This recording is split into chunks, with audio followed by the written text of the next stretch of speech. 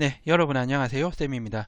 오늘 이제 물리전자공학과 반도체공학에 이제 개설을 하게 됐는데 여기에 대한 이제 전체적인 설명을 한번 드리도록 하겠습니다. 먼저 이제 반도체라는 걸 이제 반도체가 이제 핵심이죠. 그렇죠? 얘는 뭐냐면은 이제 전류의 통제권을 가질 수 있는 물질. 그리고 우리가 의지대로 전류를 흐르게 할 수 있고 안 흐르게 할 수도 있는 그런 물질을 얘기하죠. 그렇죠? 그래서 얘가 지금 그러니까 전류를 통제하는 건데 전류를 통제한 수단이 전압이죠. 그렇죠. 주로 이제 뒤에 가면 IV 특성을 많이 우리가 공부를 합니다. 왜냐하면은 우리가 이제 반도체의 목적이 이제 우리 의지대로 전류를 통제하는 건데 그거를 하는 수단이 전압이기 때문이죠. 그렇죠. 그래서 전압을 이용해서 전류를 통제하기 때문에 여기에 대한 이야기를 많이 할 건데 여기에 대한 이제 반도체에 대한 얘기를 하기 전에 그 기초가 되는 물리전자공학을 먼저 하고 이제 반도체에 대한 얘기를 하죠. 그렇죠. 그래서 저희가 차례를 보면요. 처음에 1장부터 4장까지가 물리전자공학원입니다. 얘가 뭐냐면은 물리전자공학원이죠. 그렇죠?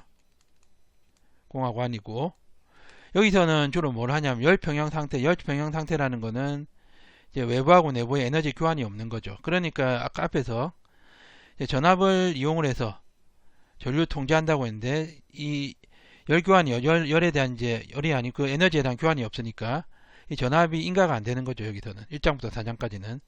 그래서 전류에 대한 이야기입니다. 그 주로 전류가 이제 전류라는 게 전류 밀도를 보면은 전류라는 게 이제 농도하고 속도가 관련있기 때문에 이 농도에 관련되어 있는 게 전자 농도가 전자 발견될 확률하고 관련이 있죠. 그리고 얘는 이제 속도니까 전자의 에너지하고 관계가 있습니다. 그렇죠.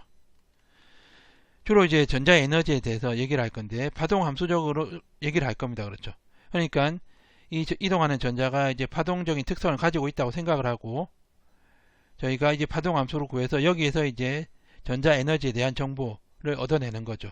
뭘로 얻어내냐 하면은 이 전파 상수를 가지고 얻어내죠. 그렇죠. 그래서 이제 처음에 하는 게 이제 우리가 이런 거죠. 그렇죠. 파동역학적인 방법을 사용해서 우리가 이제 전자의 에너지와 이제 어떤 그 발견될 확률, 농도에 대한 이제 이야기를 할 겁니다. 1장에서는 주로 이제 물리전자공학원에서 이런 얘기를 할 거고, 그리고 물리전자공학 2는 이제 9장까지죠. 5장부터 9장까지인데, 물리전자공학 2입니다. 그렇죠? 2는 우리가 물리전자공학원에서는 에너지 교환이 없었죠. 그거는 무슨 말이냐 하면 전압을 걸지 않았습니다. 근데 여기서는 전압을 겁니다. 전압을 걸면 전류가 흐르겠죠. 그래서 전압을 이렇게 조정을 해가지고 전류를 흐르게 할 수도 있고 흐르지 않게 할 수도 있는 이런 게 반도체죠. 그렇죠. 그래서 주로 이제 전압을 걸었을 때 전류가 어떻게 이동을 하느냐. 그렇죠. 이제 그 물리전자공학원에서 이 에너지하고 전자 에너지하고 농도에 대한 얘기를 했으니까 전자 이동에 대한 이런 얘기를 하겠죠. 그렇죠. 하고 그리고 PN 접합 주로 우리가 반도체를 만들 때는 이제 이런 서로 다른 반도체를 접합을 해서 만듭니다. 그렇죠? P형 반도체, N형 반도체를 접합해서 만들죠. 접합하면은 P형 반도체에 이제 그 전자 에너지가 있을 거고 N형 반도체 전자 에너지가 있을 건데 얘네들이 전압 그 전개하고 이제 상호 작용을 하면서 여기는 전류들이 흐르겠죠. 그렇죠? 그렇지. 접합을 했을 때 에너지 대역도 이 에너지가 이제 다를 건데 얘네 어떻게 되느냐 그런 얘기하고 이제 전류 및 전압 수성 당연하죠. 전부 다 그런 겁니다. 그렇죠? 이제 전압으로 전류를 통제하기 때문에 반드시 이걸 알아야 되죠. 그렇죠? 또 이제 9장에서는 이제 반도체하고 이제 금속을 접합하는 거죠. 그렇죠? 금속을 접합해서 에너지 레벨이 틀릴 건데 여기 이제 특성에 대해서 알아보고 그다음 10장하고 11장이 우리가 이제 반도체 공학원인데요. 얘가 반도체 공학원이죠. 그렇죠? 얘가 반도체 공학원인데 나중에 하겠지만은 이제 반도체가 우리가 여기서 살펴볼 반도체가 뭘 이제 접합을 시켜서 다 만듭니다. 얘도 마찬가지 바이폴라 트랜지스터도 P형하고 N형하고 P형 이렇게 접합해서 만들 수도 있고 N형, P형, N형 이렇게 만들 수도 있어요. 그렇죠? 각각의 이런 영역이 그렇죠. 전자의 농도하고 에너지가 다 틀리겠죠. 그렇죠. 그런 걸 접합했으니까 거기에 따른 또 새로운 에너지 대역하고 이제 농도들이 생성이 될 겁니다. 그렇죠? 그래서 그런 이제 조건 하에서 이제 전압을 걸었을 때 전류가 어떻게 되는지 제일 중요한 IV 특성을 반드시 알아야 되죠. 그렇죠? 우리가 전류를 전압으로 통제를 하니까는 이런 거 그렇죠. 만약 얘도 마찬가지. 얘도 이제 접합한 거예요. 얘도 이제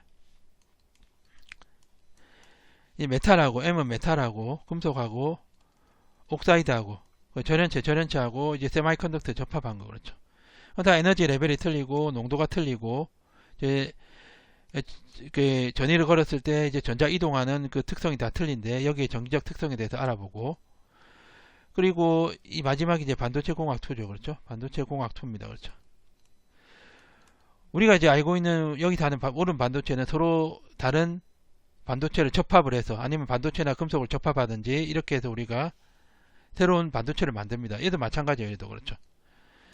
당연히 전류 전압 여기서 전류 전압 특성 알아야 되겠죠. 그렇죠. 얘도 마찬가지예요. 메탈, 옥사이드, 세마이컨덕터 이거를 접합한 거죠. 그렇죠. 그렇죠. 얘 접합했는데 얘의 전류 전압 특성에 대해서 알아보고 그렇죠.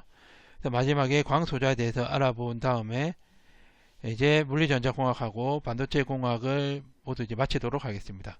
그 이제 핵심 뭐냐면은 저희가 일단 알아야 되는 게 전자의 에너지, 전자의 농도 이게 핵심이죠. 그렇죠? 그게 전류에 영향을 미치니까는.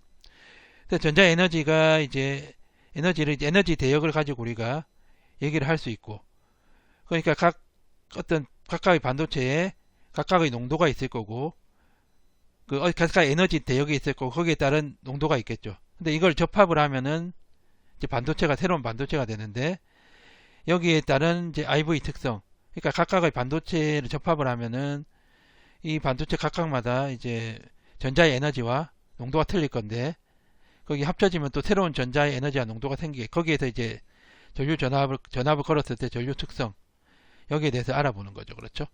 그래서 오늘은 이제 첫 번째 시간이고 오늘은 첫 번째 시간에 이제 오늘은 이 부분을 할 겁니다. 물리전자공학원에 대한 이제 강좌고요. 그러면 물리전자공학원에서 구체적으로 어떤 내용을 공부를 하는지 한번 알아보도록 하겠습니다. 예, 그러면 물리전자공학원에서 어떤 내용을 하는지 한번 알아보도록 하겠습니다. 물리전자공학원에서는요, 저희가 열평형 상태죠. 그렇죠? 열평형 상태라는 거는 이제 외부와의 에너지 교환이 없는 상태. 그렇죠? 열평형 상태. 그러니까 여기는 이제 우리가 이제 반도체라는 게 전류를 통제하는 거다. 그렇죠? 통제를 뭘로 하냐면 전압 가지고 통제를 합니다. 그렇죠? 그래서 뒤에 보면 이제 항상 이제 VI 특성을 갖다가 우리가 하죠. 나중에는 그렇죠. 왜냐하면 얘를 가지고 얘를 통제를 하니까. 근데 열평형 상태는 V를 걸어주지 않은 상태입니다. 그렇죠? 그럼 열평형 상태에서 우리가 전자의 에너지 대역이나 에너지하고 전자의 농도, 이제 발견될 확률 여기에 대해서 하는 거죠. 그래서 이 두 개가 중요하죠. 왜 중요하냐면은 우리가 전류라는 게 전류 밀도를 보면은 QNV죠. 그렇죠. 이게 전자의 에너지, 이제 속도가 이제 에너지와 관계 있으니까 에너지하고 전자의 농도하고 관계가 있으니까 전류를 우리가 통제하기 위해서 이 두 개를 알아야 되죠. 그렇죠. 그래서 우리가 이제 물리전자공학원에 하는 거는 이런 것들을 어떻게 이제 구할 건가. 주로 이제 에너지에 관련된 얘기를 많이 하죠. 그렇죠. 거기에 대한 얘기를 합니다. 그래서 이제 1장부터 4장까지 있는데 1장에는 어떤 내용이냐 하면은 저희가 전류라는 거는 전자가 이동하는 건데 전자가 이동을 하다 보면은 원자들을 이렇게 만나게 되죠. 그렇죠. 어떤 물질에서 이동하는 거니까 원자들이 있겠죠. 안에. 근데 이 원자 안에는 우리가 원자 핵이 있고 그 원자 핵을 도는 이제 전자들이 있죠. 그렇죠. 가면서 이 원자 핵은 플러스 전하를 띠고 그렇죠. 얘는 마이너스 전하를 띠죠. 가면서 얘 두 개가 이제 상호 간의 정전기적 힘이 작용합니다. 가면서 똑바로 이렇게 가지 못하고 마이너스 이쯤에 오면은 얘가 얘를 끌어당겨요. 그래서 이쪽으로 갔다가 얘가 또 여기서 또 끌어당겨서 이쪽으로 갔다가 이런 식으로 하는 거죠. 그렇죠. 그러니까 이 이동하는 전자 입장에서 봤을 때는 얘네들이 내가 가는 길을 방해하는 거예요. 전류를 방해하는 놈들이 얘네들이 그렇죠. 이 원자들이 정확하게 말하면 원자 안에는 원자 핵이겠죠. 그렇죠. 그래서 이런 것들을 뭐라고 하냐면은 얘 입장에서 봤을 때는 장벽처럼 보이는 거죠. 그렇죠. 정전기적 에너지 장벽. 왜 정전기 힘에 의해서 우리가 방해를 하기 때문에 얘를 정전기적 에너지 장벽이다 이렇게 얘기하죠. 그렇죠. 기적 에너지 장벽이다. 그렇죠. 그래서 이제 1장에서 뭘 하냐면은 얘가 이동을 할 때 주변의 환경, 이 이 원자에 대한 얘기를 할 건데, 원자 배열 구조, 얘네들이 어떻게 배열되어 있냐, 촘촘하게 배열되어 있느냐, 아니 듬성듬성 되어 있느냐, 아니 주기적으로 이렇게 되어 있느냐, 아니면 자기 마음대로 배열되어 있느냐, 이런 말이죠. 그렇죠. 그래서 여기에 대해서 할 건데요. 먼저 하기 전에 우리가 이제 반도체가 전류를 통제하는, 전압을 가지고 전류를 통제하는 거니까 이제 전기 전도도하고 반도체의 관계를 먼저 알아보고, 그 다음에 1.2절부터 우리가 이 원자 배열이 어떻게 되어 있느냐, 거기에 대해서 알아보는 거죠. 그렇죠. 결론부터 얘기하면은 주기성을 가지고 배열이 됩니다. 그러니까 원자가 있으면은 똑같은 거리에 똑같은 원자가 있고, 똑같은 거 똑같은 원자가 있고, 이런 거예요. 그렇죠. 얘가 지금 이동을 할 때 얘가 느끼기에는 얘에서 정전기적 에너지 장벽을 받죠. 그 다음에 A만큼 이동하면 또 똑같은 힘을 받고, 이런 거예요. 그렇죠. 그래서 A를 그 격자 상수라고 그러죠, 우리가. 그래서 이런 이제 원자들이 주기적으로 반복이 될 수도 있고, 그렇죠. 이 원자들만 주기적으로 반복이 되는 게 아니고, 이 원자들이 이루고 있는 이런 구조들이 있어요. 구조들이. 그렇죠. 이 구조들이 이렇게 반복이 되는 거죠. 그렇죠. 이 반복되는 구조의 최소의 단위를 우리가 단위셀이라고 합니다. 그렇죠. 이 단위셀의 형태와 구조가 어떻게 되는지. 그렇죠. 그 다음에 이 결정성 반도체의 방향. 그러니까 이 전자가 어떤 방향으로 이동하는지 상당히 중요해요. 그게요. 그렇죠. 그 이동하는 방향은 어떤 방향이 결정면의 방향이라는 거죠. 그렇죠. 얘를 이제 어떤 결정면을 이제 여러 결정면이 있을 수 있는데, 어떤 결정면에는 이제 원자가 이렇게 세 개만 있을 수도 있고, 어떤 결정면에는 6개가 있을 수 있고, 그렇죠. 이 면을 우리 그 전자가 이동을 하는 거니까, 이 결정면에 따라서 이동하는 전자가 느끼는 이 원자의 이제 거리나, 그렇죠. 원자 핵의 크기나, 이런 원자 핵의 전하량이나 이런 게 달라지겠죠. 그렇죠. 그 말은 결정면에 따라서 정전기적 에너지 장벽이 달라진다는 거예요. 그렇죠. 여기에 대해서 이제 결정면을 어떻게 구별하느냐, 거기에 대해서 밀러 지수라는 걸 가지고 우리가 얘기를 할 거고, 그 다음에 저희가 이제 2장에서 할 게 이제 그 전자를 갖다가 양자를 파동으로 보고, 파동 방정식을 통해서 우리가 이제 파동 함수를 구하죠. 파동 함수를 구해서, 그러니까 얘에서 우리가 전자의 에너지 하고 이제 전자의 농도, 발견될 확률을 이제 우리가 정보를 알 수가 있어요. 그렇죠. 그래서 우리가 실공간보다는 역격자 공간은 전파 상수로 이루어진 공간인데, 이 공간에 대해서 우리가 합니다. 이 장을 가기 위한 이제 하나의 이제 프리리미너리라고 보면 돼요. 그렇죠. 전자의 에너지가 사실 이 장에서 알겠지만은 이게 전파 상수하고 상당히 밀접한 관련이 있죠. 그렇죠. 그래서 역격자 공간에 대해서 할 거고, 그 다음 이 장에서는 저희가 본격적으로 이 두 개를 알기 위해서 어떻게 이 두 개를 정보를 알아낼 거냐, 이거에 대해서 이제 할 건데, 일단 양자는 우리가 입자성하고 파동성이 있죠. 그렇죠. 파동성에 대해서 알아보고, 이 장부터는 얘를 알기 위해서 우리가 양자 전자를 우리가 양자로 봐가지고 얘를 파동이라고 봅니다. 파동이라고 보고, 슈레딩거 파동 방정식 1차 파동 방정식을 유도를 할 거예요. 저희가. 그래서 그렇죠.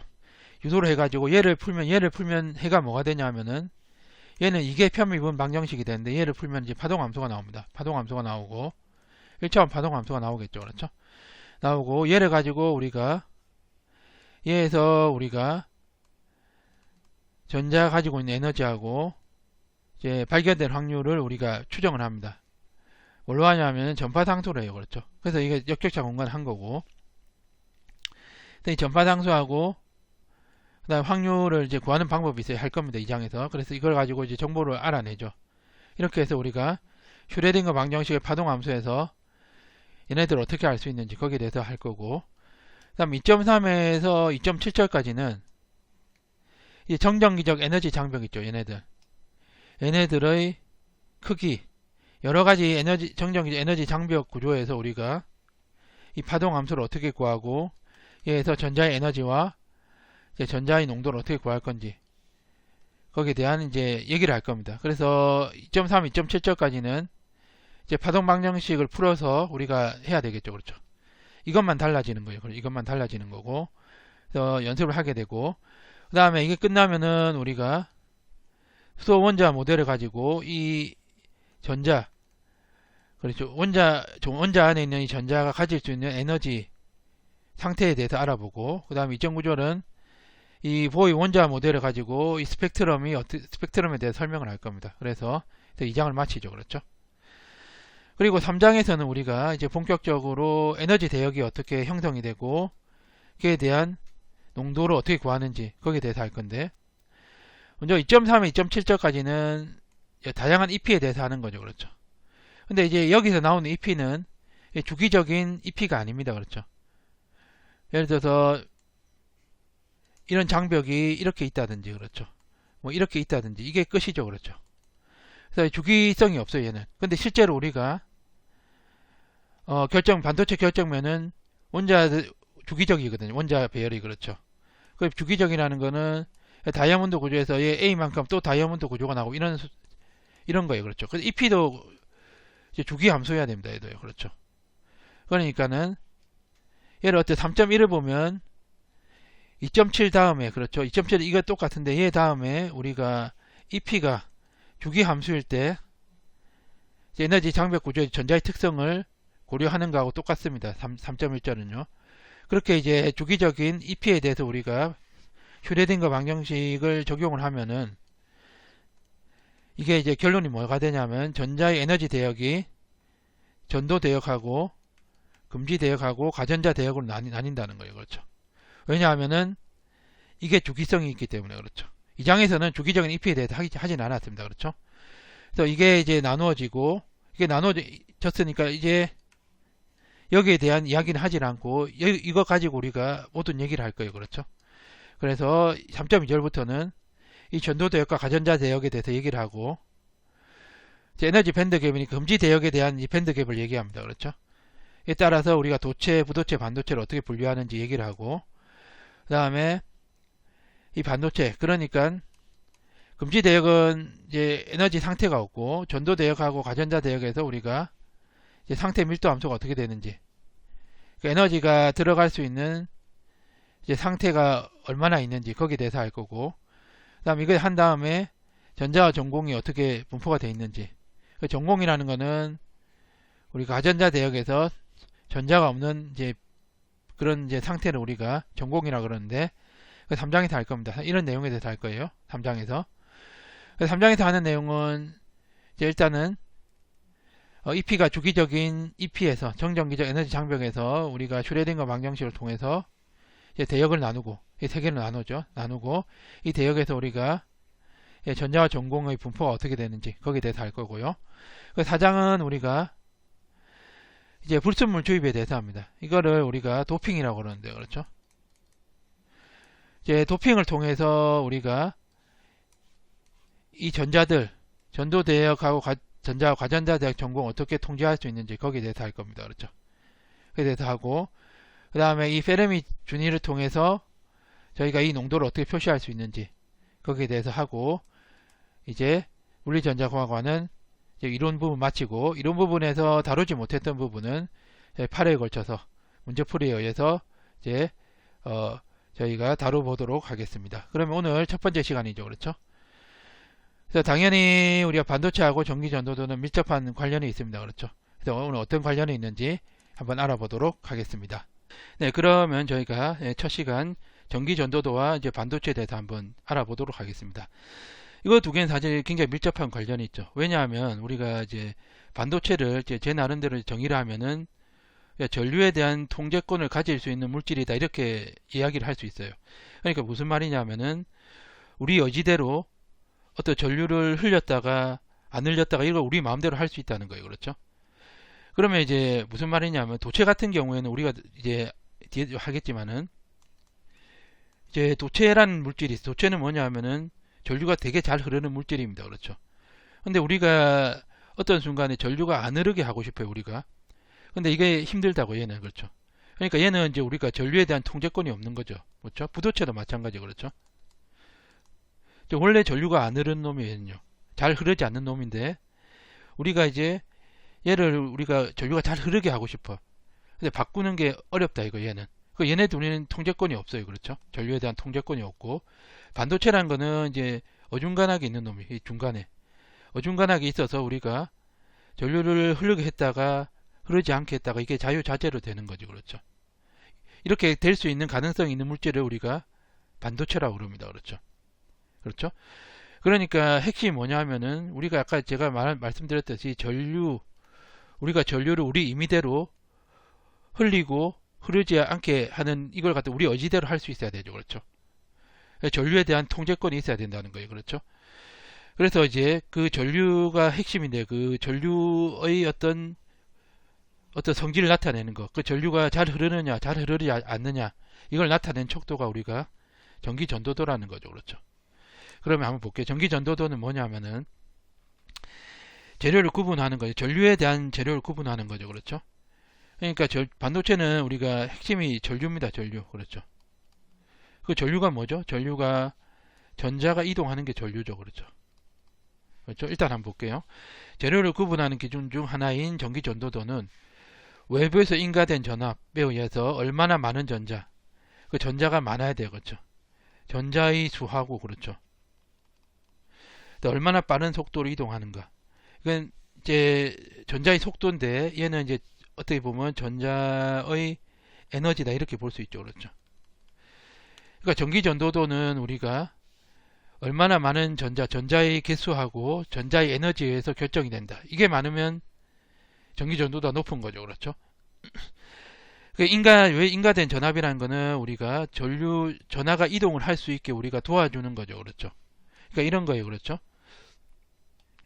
여기 보면은 이제 전류라는 게 이제 우리가 전류 밀도에서 면적을 곱한 건데 전류 밀도가 커야지 전류가 큰 거죠. 그렇죠? 전류 밀도 이렇게 돼 있죠. 그렇죠? 그러니까 얼마나 많은 전자수죠. 이게 얼마나 많은 전자가 얼마만큼 속도로 얼마만큼 에너지를 가지고 있느냐 여기에 따라서 전류가 결정된다. 그렇죠?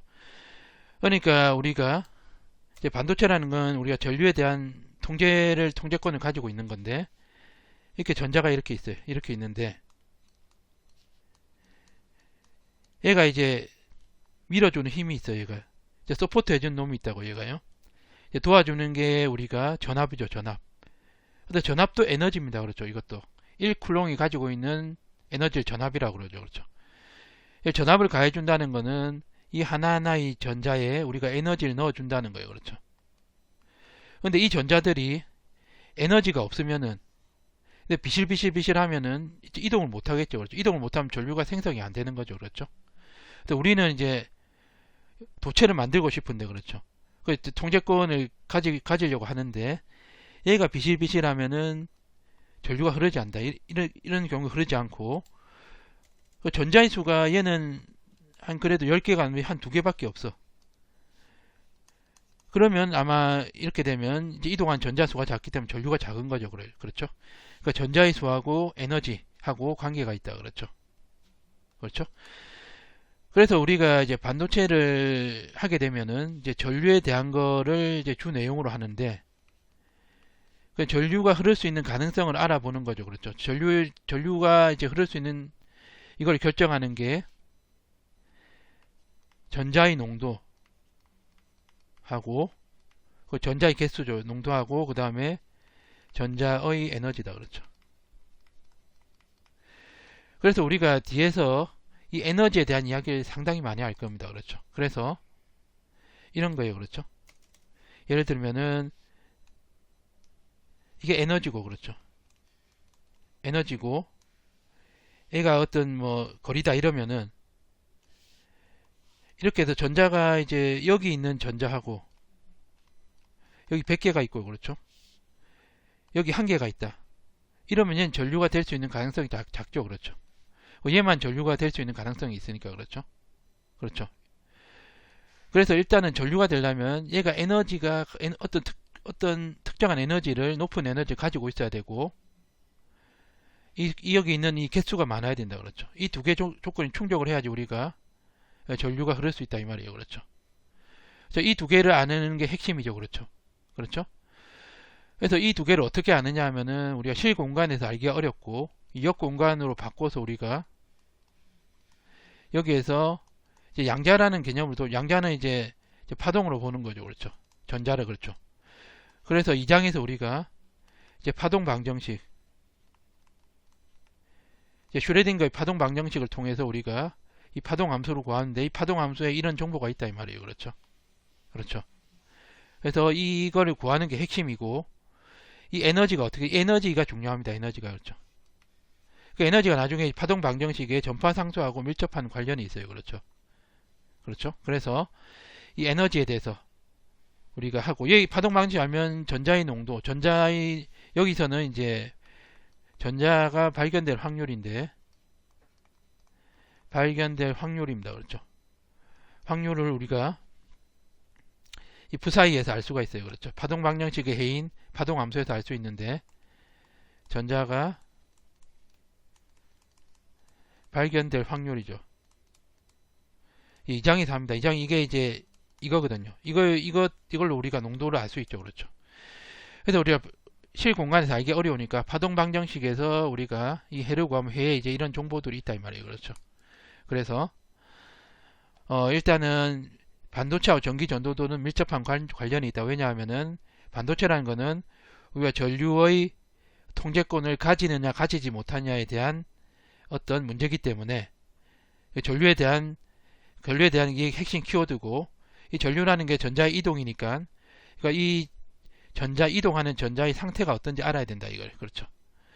그래서 그 상태를 알려면 우리가 얼마나 많은 전자들이 있고 이놈의 전자들이 얼마만큼 에너지를 가지고 있느냐 이거를 중점적으로 우리가 봐야 된다 이거. 그렇죠. 그래서 물리전자공학에서 주로 보는 게 이거 두 개입니다. 이거 두 개. 그렇죠. 그렇죠. 주로 에너지라는 단어를 상당히 많이 듣게 될 거예요. 그렇죠. 그래서 앞으로 이런 걸 이제 공부를 하게 될 거고 그럼 전기전도도에 대한 물질을 분류하면 위에서 했는데 이제 도체하고 부도체하고 반도체입니다. 그렇죠. 그 자유전자라는 거는 우리가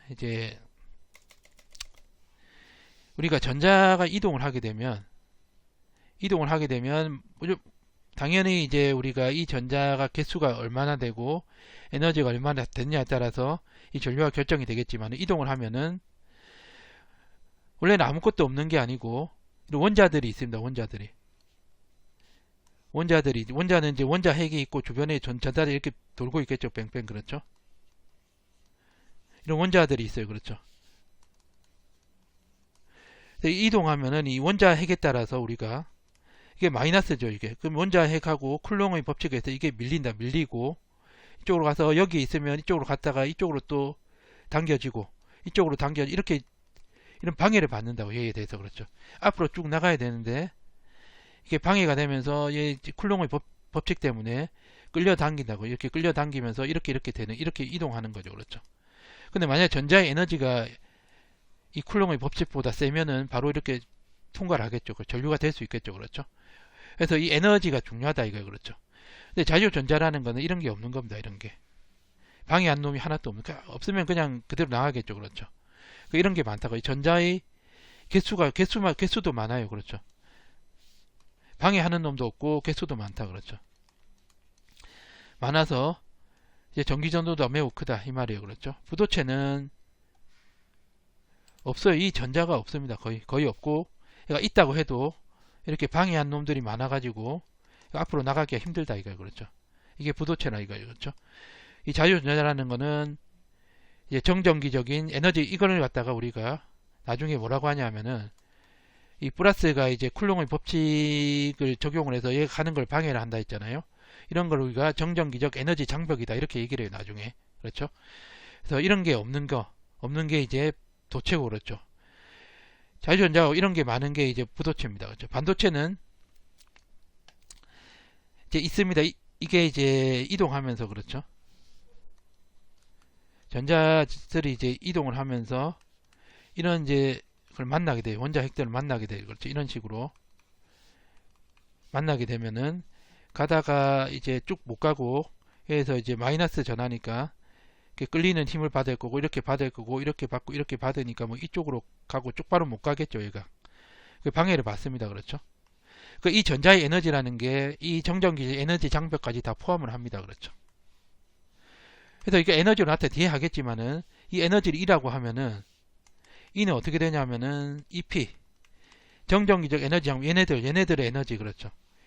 그 얘네들 에너지를 극복하면은 얘가 이렇게 운동을 하겠죠. 이게 운동 에너지 전자에 이렇게 됩니다. 그렇죠?